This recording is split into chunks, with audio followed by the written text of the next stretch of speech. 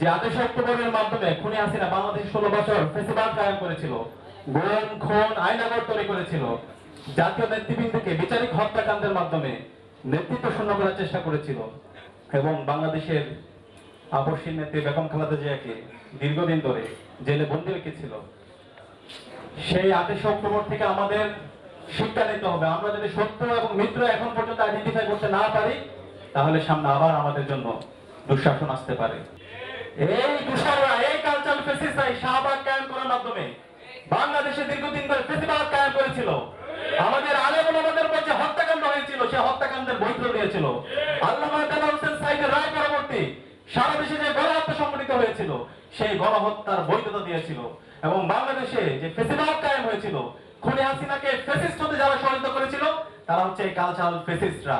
এবং এই কালচারাল ফেসিস্টরাই আমাদের পার্বত্য চট্টগ্রামে যে আজকে বাংলাদেশের অখণ্ডতা, বাংলাদেশের স্বাধীনতা সার্বভৌমত্ব আজকে যে উজ্জ্বল অবস্থায় আছে, এই পার্বত্য চট্টগ্রাম মেজর জিয়ার, শহীদ জিয়ার এবং বেগম খালেদা জিয়ার সিগনিফিকেন্ট অবদান আছে।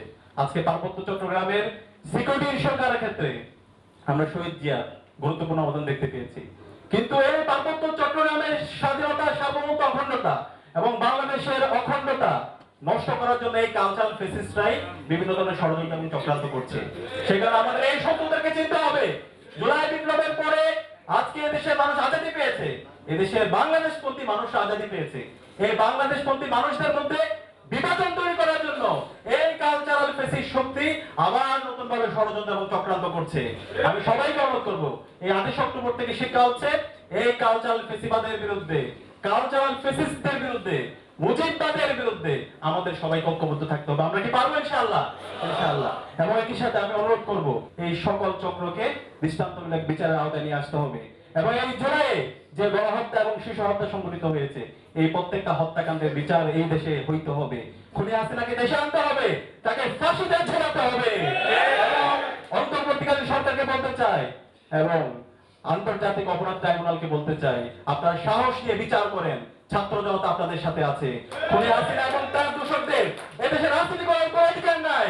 খুনি হাসিনার নিষিদ্ধ ঘোষিত আওয়ামী লীগ, নিষিদ্ধ ঘোষিত ছাত্রলীগ, নিষিদ্ধ ঘোষিত যুবলীগ এবং তার দূষকদের বাংলাদেশে রাজনীতি করার কোনো অধিকার নাই। এরা হলো সন্ত্রাসী দল। এরা রাষ্ট্রতন্ত্র কায়েম করার মাধ্যমে বাংলাদেশের আমাদের স্বাধীনতার সার্বভৌমত্বকে, অখণ্ডতাকে তারা নষ্ট করার চেষ্টা করেছিল।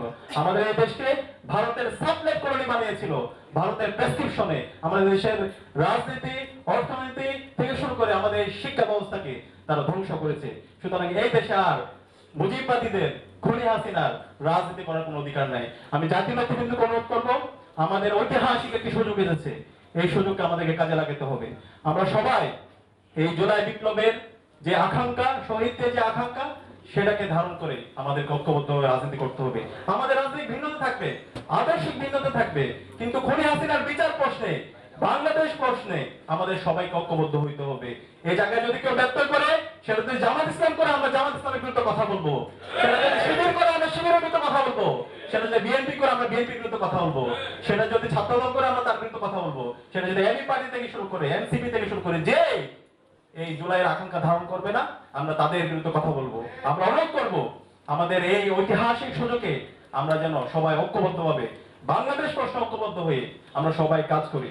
এবং আমাদের এই ঐতিহাসিক সুযোগ 54 বছর পরে আমাদের এই বাংলাদেশটাকে একটা পূর্ণাঙ্গ ন্যাশন হিসাবে বিনির্মাণ করার জন্য এবং আমাদের এই প্রতিষ্ঠানগুলোকে শক্তিশালী করার জন্য আমরা যেন সবাই ঐক্যবদ্ধভাবে কাজ করি।